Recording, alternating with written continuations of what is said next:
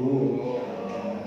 Saya harap kita semua hari ini segar dan siap disegarkan oleh Tuhan melalui pengalaman-pengalaman berbagi pada saat ini. Terima kasih Pendeta Iwi yang memberikan kesempatan kepada saya untuk berbagi.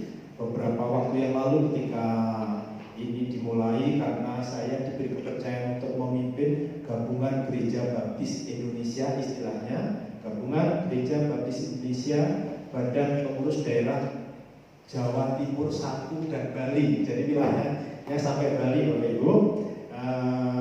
Jadi area Gabungan Gereja Baptis Badan Pengurus Daerah Jatim 1 dan Bali itu ada 2 taman safari ya.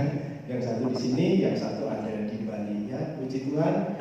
Jadi kemarin Pendeta Emanto sama Pendeta Iwe datang untuk istilahnya kulon-kulon gitu ya.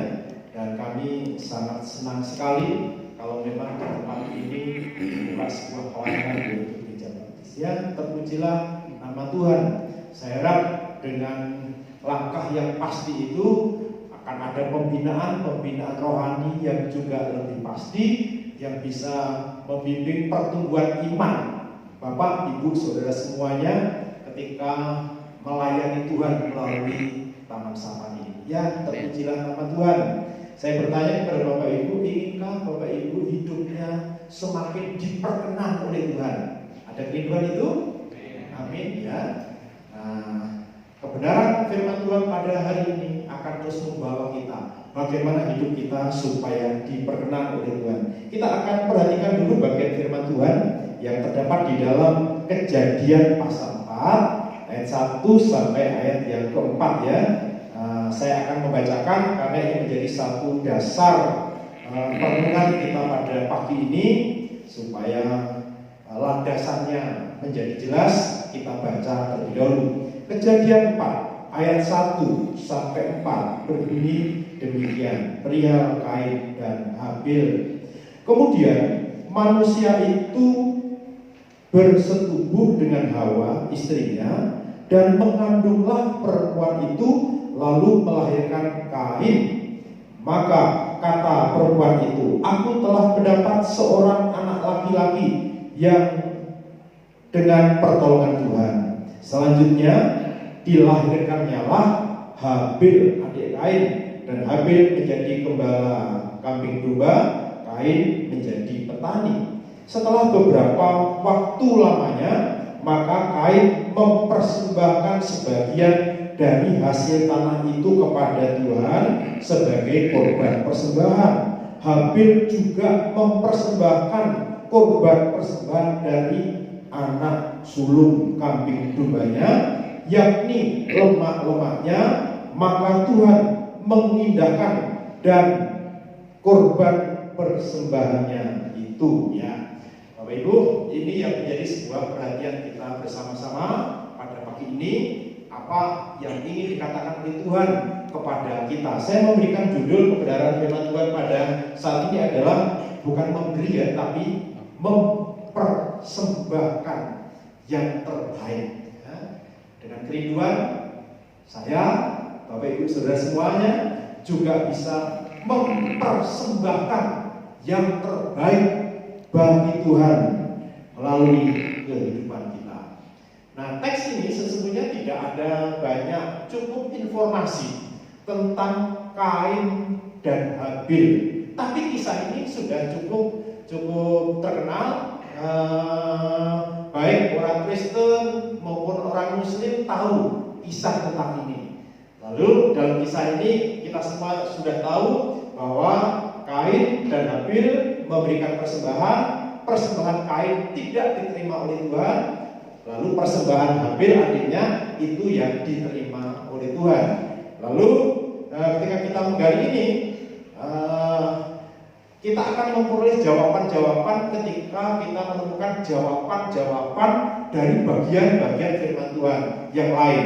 Di antaranya mengapa persembahan Kain itu tidak diterima ya? Mengapa persembahan Kain itu tidak diterima? Ada satu referensi yang memberikan penjelasan tentang persembahan Kain itu yang terdapat di dalam 1 Yohanes pasal 3 ayatnya yang 12 ya, ditampilkan ya. Kita baca bersama-sama Bapak Ibu Saudara bagian firman Tuhan ini 1, 2, 3. Bukan seperti Kain yang berasal dari si jahat dan yang membunuh adiknya. Dan apakah sebabnya ia membunuhnya? Sebab segala perbuatannya jahat dan perbuatan adiknya benar. Ayat ini cukup memberikan informasi kepada kita tentang Kain. Dikatakan di sini mengapa sampai Kain itu persembahannya tidak diterima? Karena dikatakan di sini sebab segala perbuatannya jahat. Itu memberi pengertian kepada kita bahwa apa yang ada di dalam hatinya, apa yang ada di dalam pikirannya, dalam kesehariannya jahat adanya, jahat. Ini memberikan pengertian bahwa Kain walaupun memberikan persembahan kepada Tuhan, itu tidak ada iman, tidak ada relasi dengan Tuhan, tidak ada kasih dengan Tuhan. Lalu mengapa sampai memberikan persembahan?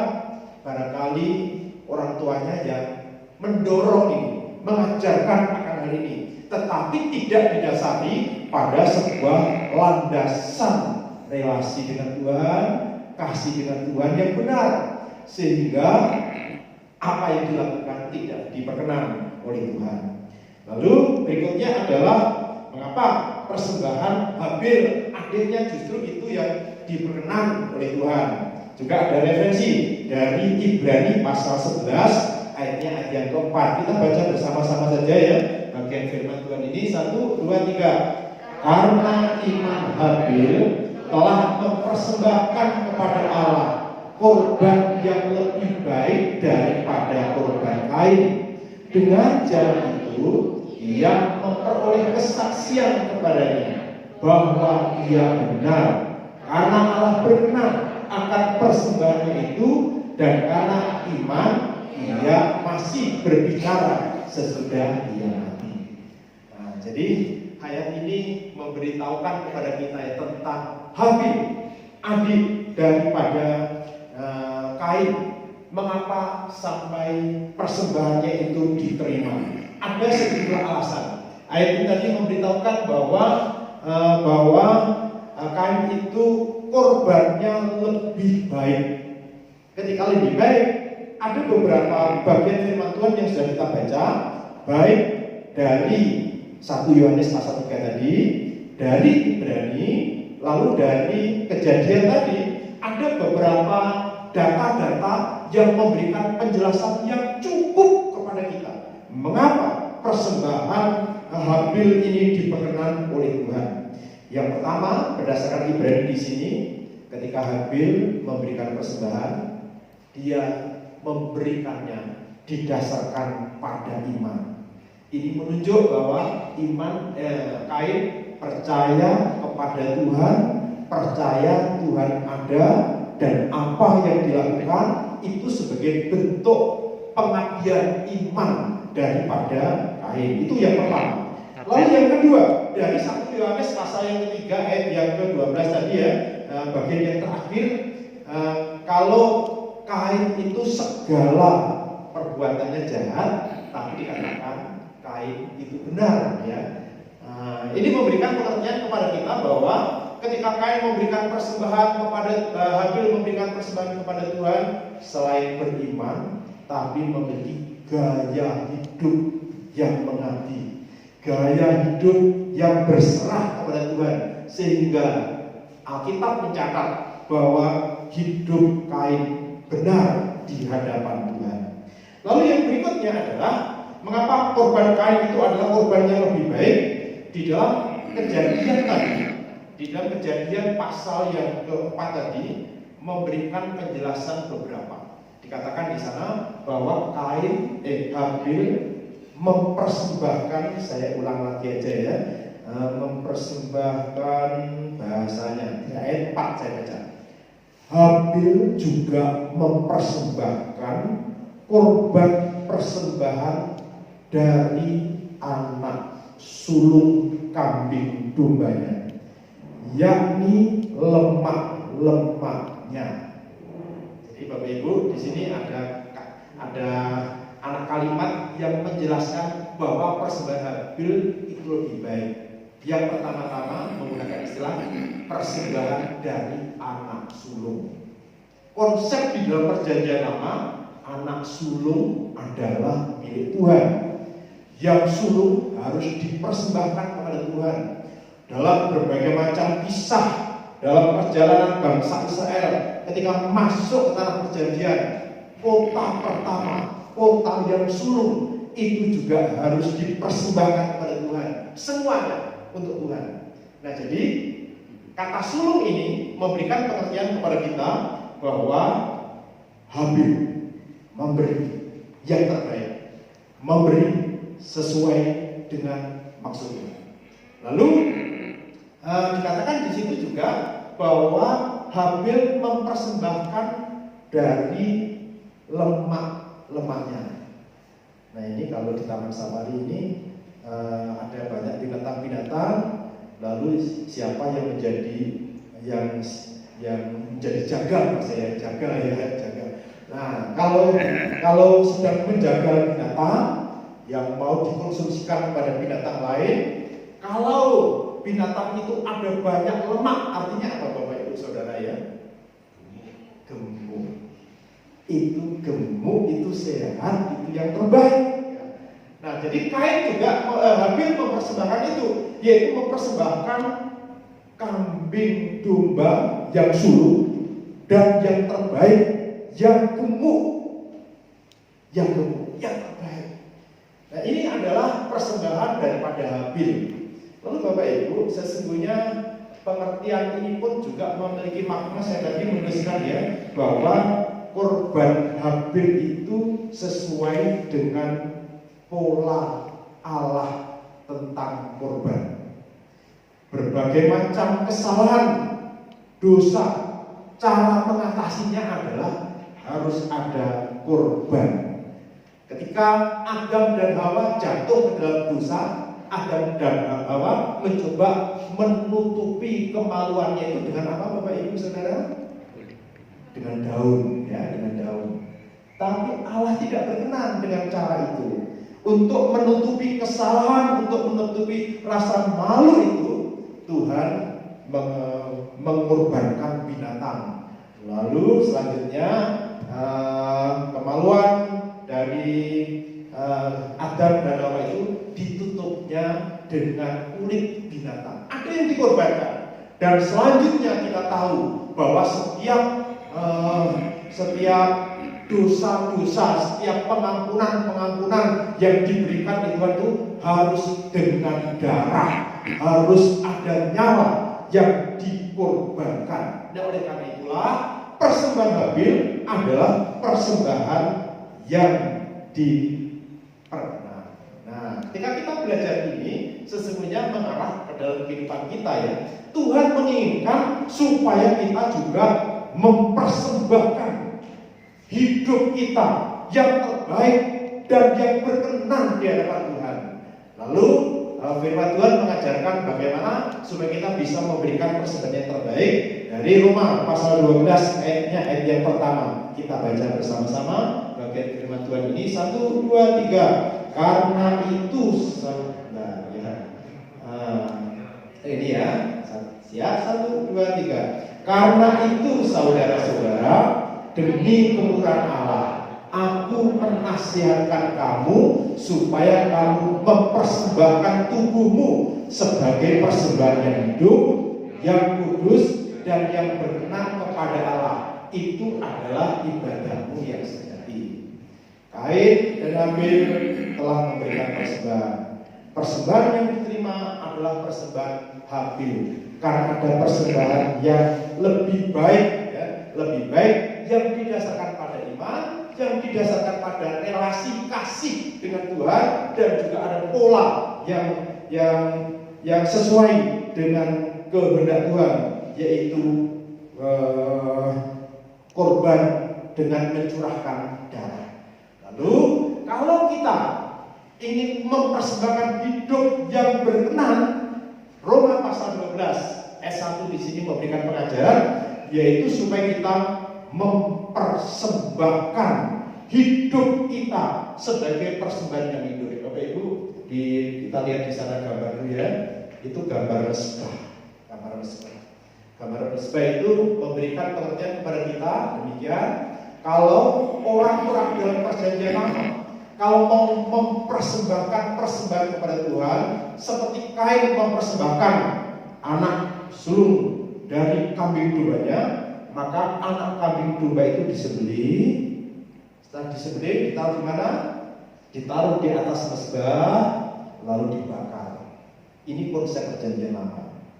Lalu selanjutnya dalam konsep perjanjian baru, itu tetap mesbah Tuhan. Yang ditaruh di atas mesbah itu tubuh kita. Tubuh yang mati atau tubuh yang hidup, Bapak Ibu? Tubuh yang hidup, bukan yang mati.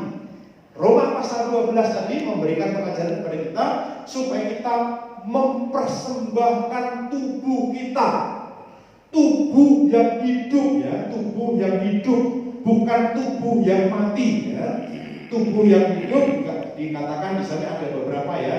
Kita perlu mempersembahkan tubuh yang hidup, yang masih hidup ini. Lalu selain itu juga yang kudus.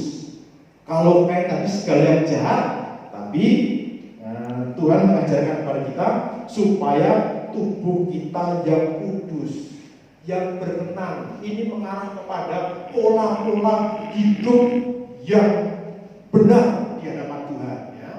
Lalu bagaimana supaya kita bisa memberikan persembahan tubuh yang hidup, yang kudus dan yang berkenan? Roma pasal 12 ayat 2 di situ menjelaskan tentang perlunya pembaruan dari sehari ke sehari di dalam kehidupan kita. Oleh karena itu kita perlu beribadah seperti ini, kita perlu dimuridkan agar supaya kita bisa mempersembahkan hidup kita, tubuh kita yang hidup, tubuh kita yang kudus, tubuh kita yang berkenan. Sebagai kesimpulan Bapak Ibu, beberapa hal yang perlu kita perhatikan. Wujud persembahan hidup kita itu satu, mengikuti kebaktian ibu sebagai bentuk kita memiliki iman kepada Tuhan dan juga memiliki relasi kasih dengan Tuhan.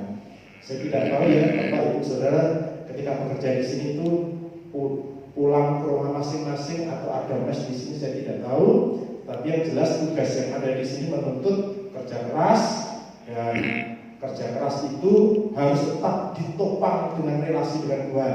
Karena itu keberadaan ibadah ini menjadi sebuah jawaban agar Bapak Ibu Saudara tetap mengabdi kepada Tuhan, hidupnya terus diperbarui melalui ibadah seperti ini. Itu yang pertama. Lalu yang kedua, ketika kita mempersembahkan tubuh yang hidup itu berarti apa yang ada dalam tubuh ini. Yang di dalamnya adalah kita mempersembahkan hidup dengan segala karunia-karunia rohani. Karunia yang dari Tuhan, potensi yang dari Tuhan, dari niat hati, niat yang ada setiap orang punya niat, itu juga kami persembahkan kepada Tuhan. Lalu mempersembahkan kemampuan ini berbagai macam bakat, berbagai macam ilmu yang dikejar, yang dilatih, itu adalah kemampuan yang juga dipersembahkan. Lalu kepribadian, setiap orang memiliki kepribadian yang berbeda satu dengan yang lain, tetapi kepribadian yang berbeda, yang istimewa itu ketika dipersembahkan kepada Tuhan, itu juga akan dapat menjadi sesuatu yang berkenan di hadapan Tuhan. Yang terakhir adalah pengalaman. Setiap orang punya pengalaman, orang bisa berbicara kuat, berbicara keras karena pengalaman. Nah, pengalaman juga perlu dipersembahkan kepada Tuhan. Lalu pada akhirnya Bapak Ibu, ketika Bapak Ibu Saudara bekerja di tempat ini, itu bukan semata-mata kebetulan, tetapi itu adalah bagian dari panggilan Allah, bagian dari penempatan Tuhan atas hidup saudara, supaya saudara melayani Tuhan di tempat ini melalui profesi saudara. Di gereja kami ada pemuritan, dan setiap akhir pemuritan selalu membagikan komitmen tentang ketaatan, tentang berbagi berkat, dan banyak orang yang boleh menyadari panggilannya di mana. Panggilannya adalah di sini Bapak Ibu, di mana Allah menempatkan saudara, di tempat pekerjaan saudara, supaya engkau memuliakan dia melalui berbagai macam pekerjaan yang engkau tekuni. Tuhan dipermuliakan, orang-orang yang sedang melayani di sana juga dapat berkat karena sentuhan-sentuhan kasih yang engkau lakukan. Kolose pasal 3 ayat 23 memberikan pesan kepada kita, yaitu supaya kita ketika melakukan segala sesuatu, setiap pekerjaan yang melakukan, lakukanlah untuk Tuhan, bukan untuk siapa saja, untuk Tuhan. Jadi inilah panggilan pelayanan saudara, di mana saudara harus mempersembahkan hidup saudara bagi hormat kemuliaan Tuhan. Tuhan memberkati. Kita berdoa. Bapa dalam surga,